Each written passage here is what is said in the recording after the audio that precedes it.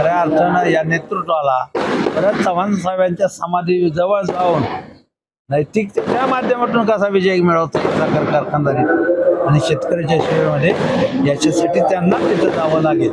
मी आता सांगितलं, सत्तेचा पुरेपूर गैरवापर, प्रचंड दहशत, दबाव, सर्व शासकीय यंत्रणांचा वापर आणि हे करत असताना जिल्ह्यातली सगळी यंत्रणा कामाला लावून माळेगावच्या सभासदांना वेठी धरायचं काम केलं गेलं. त्याचबरोबर चुकीच्या पद्धतीने कामकाज करून सभासद माळेगाव तरीत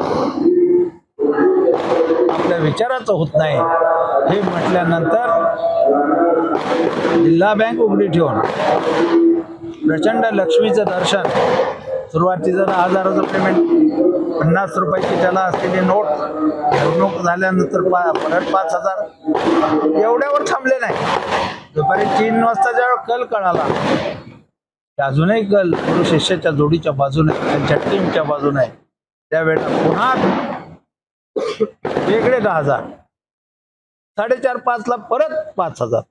म्हणजे एवढं मोठं लक्ष्मीचं दर्शन आहे माळेगावला, का आणि कशासाठी? आणि म्हणून खऱ्या अर्थाने त्यांनी आत्मचिंतन करावं. माळेगावच्या सभासदांनी आपल्याला 8 दिवस या तालुक्यात थांबावं लागलं, वाड्या वस्त्यावर जावं लागलं आणि त्या ठिकाणी दबावतंत्र वापरून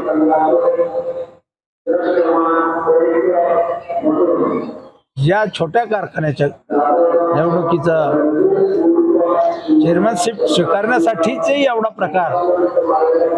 शेजारचे 2 आमदार, 1 मंत्री, संपूर्ण जिल्हा कामाला लावून हे मिळवलेला विजय त्यांचा हा नैतिकतेला धरून नाही, एवढंच या निमित्ताने सांगतो. आणि माझं त्यांना आव्हान आहे की दिलेला सभासदाला, राजाला जो शब्द आहे, राज्यातला सर्वाधिक भाव देऊ 5ही वर्ष, तो 5ही वर्ष राज्यातला सर्वाधिक भाव माळेगावच्या सभासदाला द्यावा. आणि त्याचबरोबर खऱ्या अर्थानं शेतकऱ्याचे नेते असाल तर तुमच्या खाजगी कारखान्यामध्ये सुद्धा माळेगाव एवढाच भाव देऊन शेतकरी सेवा करावी, अशा प्रकारची आव्हान या ठिकाणी.